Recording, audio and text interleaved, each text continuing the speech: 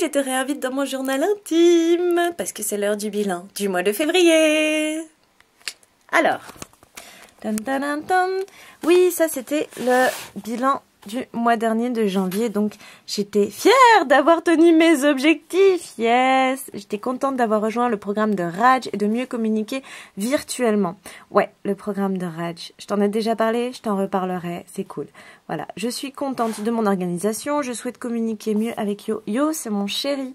Et oui, parce que j'ai fait une vidéo là-dessus où j'expliquais que il avait un peu peur à chaque fois que j'ouvre un livre, parce que après avoir lu le livre de Bea Johnson sur le zéro déchet, j'ai voulu jeter la moitié de nos possessions, parce qu'après mon mois sans gluten, j'ai voulu que plus personne ne touche à une madeleine dans la maison.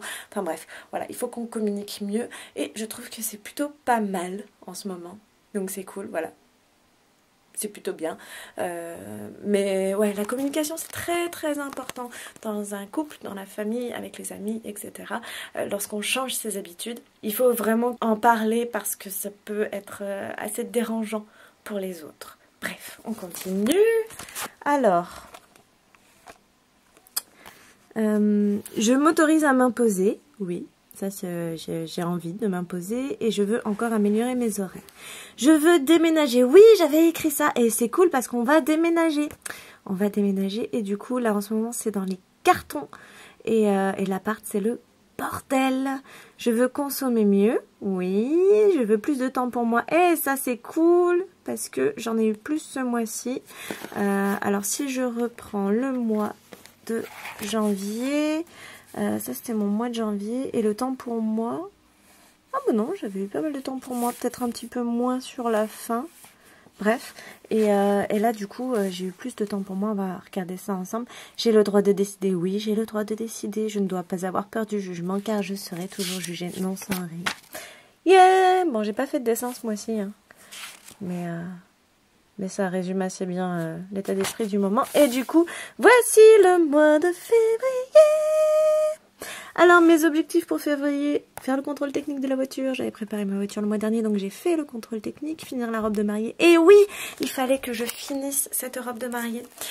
J'en ai parlé, je voulais pas la procrastiner parce que même si l'essayage est repoussé au mois d'avril, il se trouve que j'en ai une autre à commencer.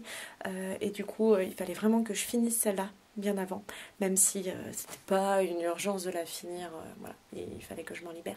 Et ça tombe vraiment bien parce que là, avec le déménagement, ça va pas être possible de faire une robe de mariée en plus. Donc voilà, ça c'est fait et ça c'est vraiment cool. Il faut pas procrastiner les choses. Ensuite, avoir de meilleurs horaires, on va le cocher. Désencombrer et améliorer mon alimentation, ça aussi on va le cocher.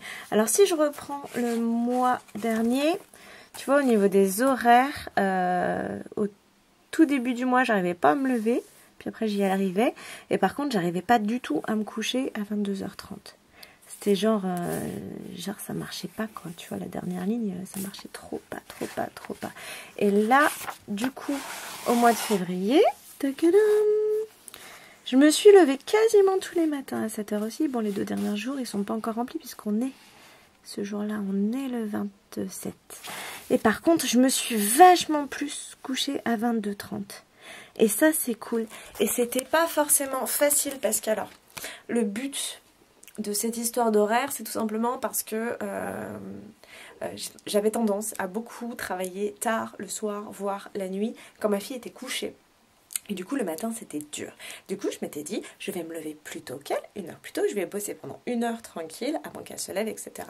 Ce qui était plutôt une bonne idée à la base, sauf que elle a décidé pendant 3 semaines de se lever en même temps que moi, donc ce qui veut dire que pendant 3 semaines j'ai pas pu bosser le matin comme j'aurais aimé le faire, et ça a été assez difficile pour moi de me dire que du coup je décalais pas le soir, c'est à dire que j'arrivais pas à bosser le matin puisqu'elle était réveillée, mais le soir j'ai essayé de me forcer quand même à me coucher à 22h30 et à pas bosser jusqu'à minuit ou 1h ou 2h du matin comme je le faisais avant. Donc voilà, là c'est cool parce qu'elle a presque repris un rythme à peu près normal et ça fait vraiment du bien parce que j'étais vraiment en mode vraiment en retard sur mon boulot, vraiment en retard sur mon boulot parce que j'ai pas beaucoup d'heures de boulot en fait dans la semaine. Parce que je passe beaucoup de temps à m'occuper d'elle et de la maison et à vivre en fait, tout simplement. Parce que je préfère travailler pour vivre et pas vivre pour travailler. Donc j'ai pas beaucoup d'heures de boulot dans la semaine. Et là j'en avais carrément moins du coup. Et du coup c'était dur. Mais j'ai réussi à m'y tenir. Alors on va faire le tour de mes petits trackers du mois. Comme le mois dernier, tu as droit. Donc debout à 7 heures, c'était pas trop mal. Lire. Ah, j'ai pas trop lu. J'ai pas trop lu parce qu'en fait, je suis en train de lire un livre. C'est pas qu'il me passionne pas, c'est que déjà, il est difficile à lire. Dans le sens où il y a plein de livres que j'ai lus et que j'ai résumés. Je les lisais rapidement, je notais au fur et à mesure ce qui était important, etc. Mais là, c'est un livre... bah tiens, je vais te montrer... ma page des livres à lire. Hop, regarde, celle-là. Donc ça, c'est mes livres à lire. Donc depuis le début de l'année, j'ai lu Zéro déchet, j'ai lu La puissance de la modération de Pierre Rabhi, Médecine chinoise, médecine totale. Et là, je suis dans La voie du Bouddha. Et alors, c'est assez difficile dans le sens où ça remet en perspective beaucoup de choses, en fait, qui résonnent en moi. Ah, ça, c'est ma cagnotte, tu vois. J'ai envie d'économiser un petit peu des sous, donc je mets 20 € par semaine dans mon petit cochon. Ouais. Tu vois, comme quoi. Des fois, il suffit de pas grand-chose. Ouais, ce livre, il remet... Il résonne beaucoup à l'intérieur, ça demande beaucoup d'introspection. Et en plus, c'est pas un livre que je vais résumer pour ma chaîne. Je vais pas vous faire une vidéo sur le bouddhisme parce que ça rentre pas du tout dans l'esprit de la chaîne. Et j'avais envie de le lire. C'est un patient en fait à moi qui me l'a conseillé. C'est quelqu'un qui a découvert le bouddhisme, qui a radicalement changé de vie. Je sais pas trop si il a radicalement changé de vie quand il a découvert le bouddhisme ou s'il a radicalement changé de vie et à ce moment-là il a découvert le bouddhisme et ça résonnait en lui. Enfin voilà, c'est quelqu'un que je vais peut-être interviewer. C'est quelqu'un de très inspirant. C'est quelqu'un qui a beaucoup travaillé qui a beaucoup vécu pour travailler. Ce que je disais tout à l'heure, il vivait pour travailler, il travaillait beaucoup, beaucoup trop. Il a délaissé sa santé, il s'est retrouvé avec des cancers. Voilà, et en fait, il a eu un déclic. Et du coup, si je l'interviewe, on en parlera. Et il a carrément changé de vie, il a complètement changé d'alimentation, il a complètement changé de communication, de mode de pensée. Et du coup, maintenant, c'est quelqu'un qui vit et qui vit pleinement. Alors, c'est quand même dommage qu'il ait eu besoin d'en passer par les cancers pour arriver là. Mais voilà, et le bouddhisme lui a apporté énormément. Et puis voilà, donc je suis en train de lire ce livre, histoire de discuter avec lui et de comprendre ce qu'il me raconte. Parce que je ne peux pas tout comprendre forcément si on n'a pas les mêmes références. Et aussi c'est bon pour moi, pour ma spiritualité. Et aussi par rapport à la méditation que malheureusement j'ai abandonné depuis un peu trop longtemps. Il va falloir que je m'y remette. On verra ça, je mettrai peut-être ça dans mes objectifs du mois prochain. Voilà, alors, donc j'ai beaucoup moins lu ces derniers temps. On fait la suite. Feel Pretty, on en a déjà parlé, je me suis sentie trop bien ce mois-ci. Alors, seulement quand elle dort. Ah, ça c'était vraiment, tu vois, je l'ai pas tenu du tout, c'était vraiment un objectif tout pourri. Tout pourri. Et c'est un objectif pour que j'arrête la cigarette. Oh, quoi? Mais elle fume! Eh oui, moi je fume. Ce qui est bien, c'est que je suis tout le temps en train d'essayer d'arrêter, hein, tu vois, donc comme quoi je fais plein d'expériences. Et c'est justement Raj de la chaîne Autodisciple qui avait partagé un truc qui disait que on a plus de chances d'arrêter, non pas en réduisant progressivement ou en faisant appel à la volonté et en réduisant, en arrêtant d'un coup et en essayant de tenir comme ça, mais notamment en se disant, bah voilà, à partir de maintenant, je vais en fumer 3 par jour. Et je m'étais dit, bon bah je vais essayer un truc comme ça, et j'ai mis seulement quand elle dort parce que je m'étais dit, je vais fumer quand ma fille dort. Voilà. Mon truc c'est, je fume que quand ma fille dort. Sauf que ça n'a pas fonctionné, premièrement parce que quand je me levais le matin et qu'elle n'était pas réveillée, bah, du coup je me disais, ah bah je vais profiter qu'elle dorme pour fumer, alors que j'avais pas envie de fumer à ce moment-là, ce qui est débile. Du coup parfois j'ai fumé alors que j'en avais pas envie, mais juste parce que je me disais qu'après je pourrais pas parce qu'elle serait réveillée. Tu vois le truc. Après, bah, il y a eu beaucoup de fois où elle n'a pas fait la sieste, parce que on a une fille qui ne dort, pour ainsi dire, jamais.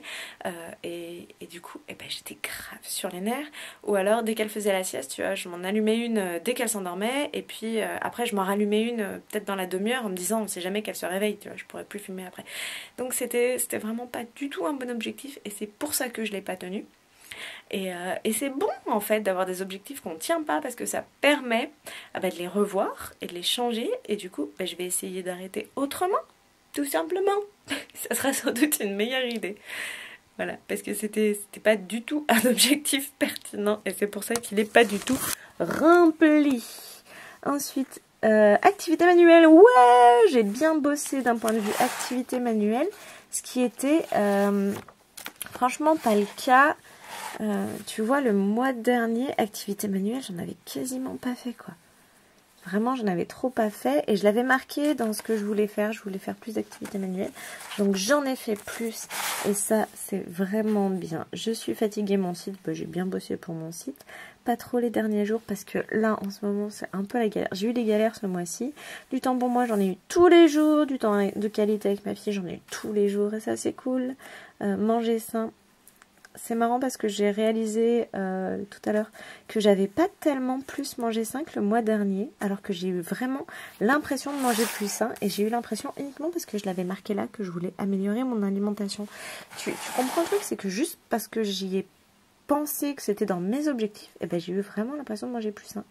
Et quand je regarde mon tracker, et ben par rapport au mois dernier, je trouve que pas tant. Du temps à deux, c'est marrant parce que, enfin c'est marrant, c'est pas très marrant, mais j'ai pas eu beaucoup de temps avec mon chéri, surtout début du mois.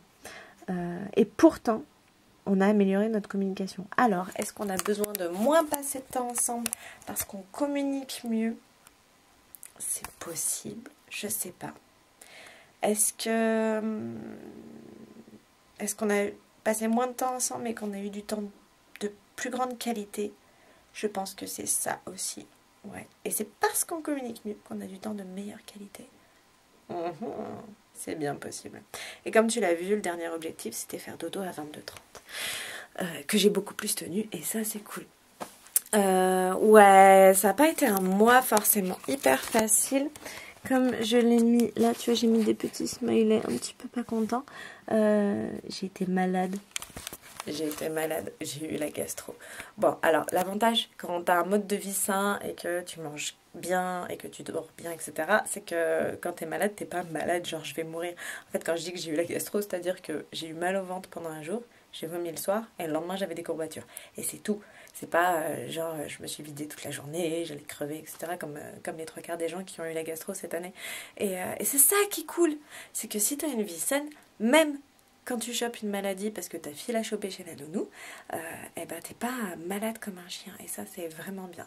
Bon, il y a eu autre chose, c'est que j'ai fait une allergie, une intolérance alimentaire, je sais pas trop, à un céleri. Alors que bon, j'ai toujours mangé du céleri, ça m'a jamais fait ça. Bon bah voilà, j'ai eu des plaques sur tout le corps, c'était juste pas drôle. Et la dernière chose qui vraiment là me pose problème, c'est que mon ordinateur est en train de mourir. C'est pour ça que j'ai vachement moins bossé pour mon site dernièrement, et que je sais pas si je vais pouvoir monter cette vidéo et la mettre en ligne, mais c'est pas grave. Et voilà, et du coup c'est bien de continuer à bosser, de faire face un peu aux imprévus, mais j'ai l'impression que ce mois a été moins bien pour des raisons peut-être extérieures. C'est-à-dire que comme j'ai été moins productive parce que j'ai été malade et parce que mon ordinateur est en train de rendre l'âme, j'ai l'impression que ce mois était moins bien que le mois précédent. Alors qu'en fait, quand je regarde mes trackers, j'ai quand même continué à bosser, j'ai quand même fait d'autres choses. Bon, il se trouve que je me suis un petit peu penchée aussi sur le problème du désencombrement et du déménagement, parce que nous déménageons dans un appartement qui est plus petit mais qui est sain, et ça c'est cool parce que là actuellement notre appartement il est pas sain, c'est-à-dire qu'il est inchauffable l'hiver, il y a des petits moisis au plafond et tout, enfin c'est juste l'horreur qui apparaissent, et l'été il est intenable tellement il est trop chaud, il est vraiment trop magnifique. Donc voilà, on va dans plus petit, donc il faut faire du tri, et ça c'est cool parce que ça va trop bien avec l'idée du zéro déchet, moins t'as de choses à jeter. Donc voilà, je sais pas trop, je suis plutôt contente de ce mois. Je suis contente de la façon dont j'ai géré les imprévus, je dirais. Et voilà, et je vais continuer comme ça. Et là, je vais essayer de prévoir plus parce que je sais qu'il y a le déménagement qui arrive et que du coup, bah, ça va faire des imprévus prévisibles, entre guillemets. Parce que forcément, entre les cartons, le déménagement, le déballage des cartons, tous les problèmes d'internet, parce que je sais pas vous, mais moi quand j'ai déménagé, jamais ça s'est fait comme ça, les trucs d'internet, donc par rapport à mon site, ça risque d'être un petit peu compliqué aussi pendant quelques jours. Enfin voilà, je vais essayer d'être plus dans la prévision et moins dans la réaction, étant donné que ce ne seront pas des imprévus. Voilà, et sinon, je sais pas si tu entends, mais là il y a mon chéri qui joue de la guitare.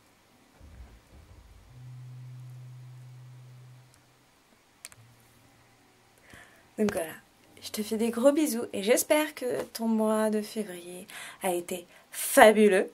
Et je te retrouve le mois prochain pour voir comment ça s'est passé, sachant que va y avoir du mouvement chez moi. Tchou. J'ai oublié de te dire, en fait, là, cette dernière semaine avec le programme de Raj Autodisciple, ce mois-ci c'était sur la productivité et cette dernière semaine c'était censé être la semaine parfaite de productivité. Et du coup, il fallait utiliser un outil tout simple. Je sais pas si j'ai le droit de te le donner, mais je te le donne quand même, hein, parce que de toute façon, je pense pas qu'il l'ait inventé. C'est d'imaginer qu'il y a quelqu'un qui te suit et qui note tout ce que tu fais pendant une semaine. Et avec ce qu'il aura noté, en fait, il va écrire ta biographie. Et du coup, bah, ça te pousse à faire les choses et arrêter de procrastiner, de remettre au lendemain. Et voilà, moi, ma dernière semaine, elle n'a pas été hyper productive dans le sens où j'ai pas pu faire tout ce que je m'étais fixé comme objectif. Mais c'est pas une question que j'ai procrastiné les choses, c'est une question que j'ai eu des plaques partout sur le corps à cause de ce céleri là, et aussi parce que mon ordinateur est en train de rendre l'âme. Et en fait, je me dis que s'il y avait une personne qui me suivait cette semaine et qui écrivait ma biographie, je n'aurais pas semblé être quelqu'un qui procrastine, même si ma semaine n'a pas été productivement parfaite. Je veux dire, c'est pas parce que j'ai procrastiné. Et c'est important de faire de la place à l'imprévu. Voilà, et de savoir répondre à l'imprévu. Et si tu as des enfants, tu sais que l'imprévu, ça fait partie du quotidien. Et voilà, donc j'ai oublié de te dire ça, mais si tu as du mal à te mettre à quelque chose, peut-être imagine ça. Il y a différents outils pour lutter contre la procrastination, mais je trouve que celui-là, il est pas trop mal. Et puis du coup, regarde, je te montre. Voilà, je suis en train de faire le tri, c'est juste l'horreur, de toutes les fringues de ma fille, parce qu'on va déménager. Et je me dis qu'en 2 ans et demi, elle a porté quand même des tonnes et des tonnes de vêtements. Et encore, ça, c'est que ce qu'il y a dans sa jambe, parce qu'il y en a encore plein dans le couloir. Donc ouais, j'ai un petit peu des cartons à faire et du tri. Je te fais des bisous!